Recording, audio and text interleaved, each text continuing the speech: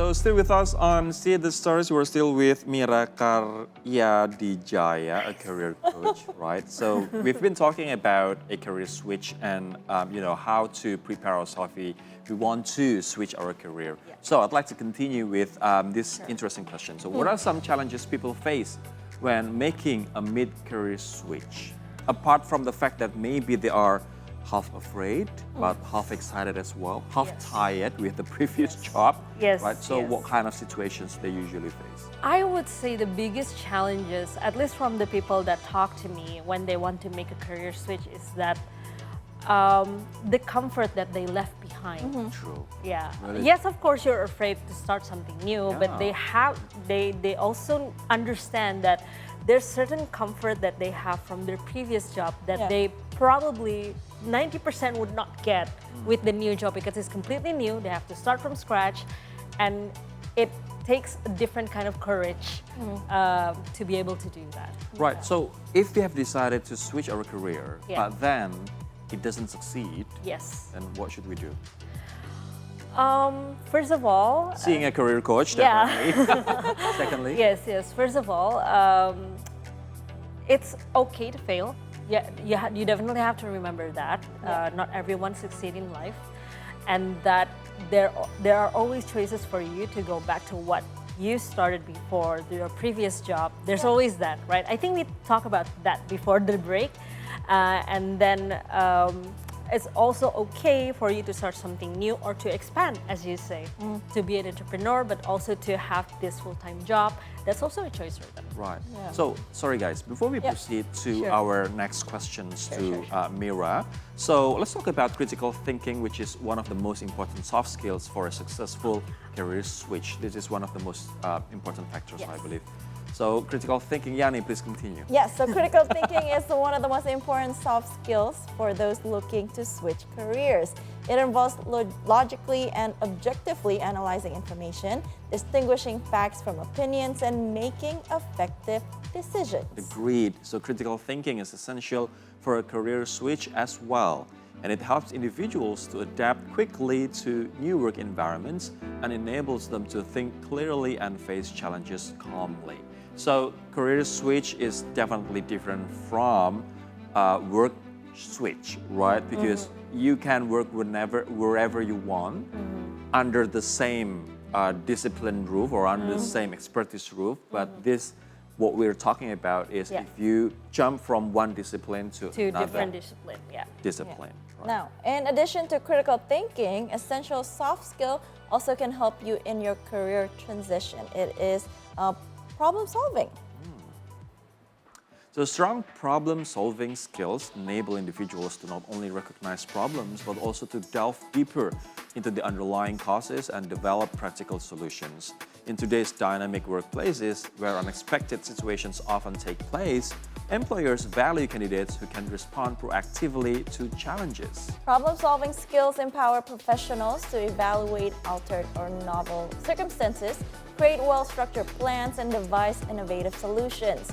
These skills are multifaceted and often require the application of various other abilities, which can differ across industries. So, Myra, aside from problem solving and critical thinking that we have discussed earlier, right? What other soft skill does a person need to have for successful career switch? Okay. I don't think this was mentioned. I was listening very carefully, but I don't think this was mentioned. And this is something that will be honed with experience too, which is communication, clear communication, over-communicating something in order for you to get the results that you wanted. That's also very important, especially, and this is from my experience, especially for those who decided to switch into engineers. Usually, the people that learn engineer and go to engineer jobs have poor communication. And that's not really their fault because, they usually face a computer, right? Yeah. But if you switch for instance, sales that usually talk to a lot of people and then switch to engineers, you have better communication skills. So that's one of the things that I think only career switchers can do. I see. Yeah. I see. So again, that's another preparation that you need to do if you want to do career switching, right? So how can switching careers impact long-term professional development and career satisfaction? I believe that it could be that way because you can show people, I mean the companies that would hire you, that you have versatility and adaptability, because then you have to start something new. And if you are able to do that, then I think if you are maybe placed in a different division, or you have to be a leader someday, then you can have that a good adaptability to do it, and versatility as well. Okay. Yeah. Wow. I like that. Right. So, regarding the case with your client, Yes. right? From what field to engineering? He was a lecturer He was in a economics. lecturer in economics. Yeah. Now, moving to an engineering Yeah. field, right? Yes. So, what kind of, steps? What kind of studies that he had to take? Well, he went into our boot camp, and he had to take probably a very grueling 3 to 3.5 months of studying. Very grueling. I would say grueling because the boot camp that I worked with usually led students to be at the campus to 6 p.m. to 7 p.m. just because they need extra time to finish their assignments. Right. So it was very challenging, but Yeah. he got through it Yeah. at his age.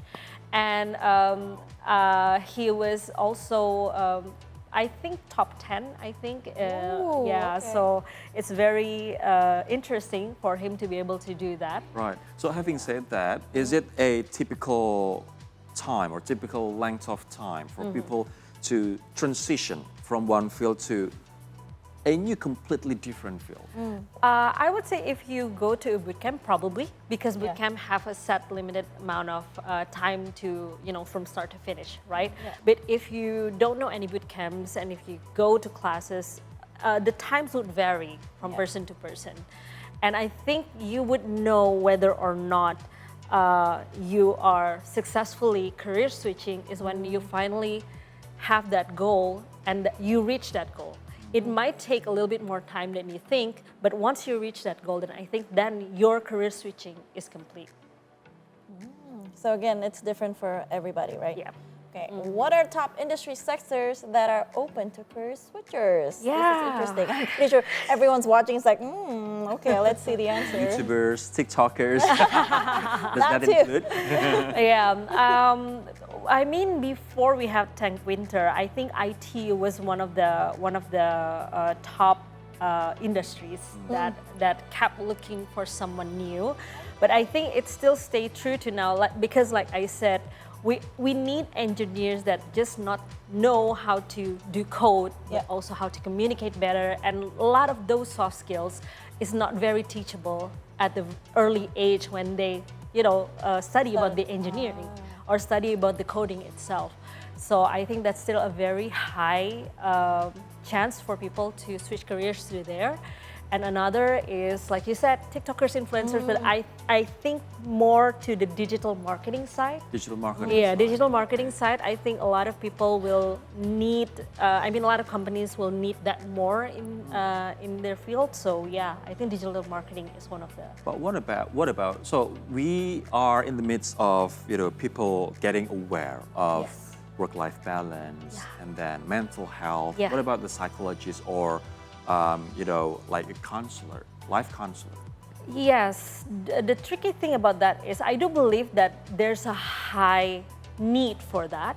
But in order for you to be the right psychologist and the right counselor, I don't think bootcamp is enough. You actually have to have an adequate education to do that. So if you want to, yes, you can be a counselor, but it probably a little bit harder than the field that I've mentioned before. It's not impossible. Nothing is impossible, but it's just a bit challenging. Right, because in my environment, I see at least 2 persons or 3 persons that are planning to take a new discipline.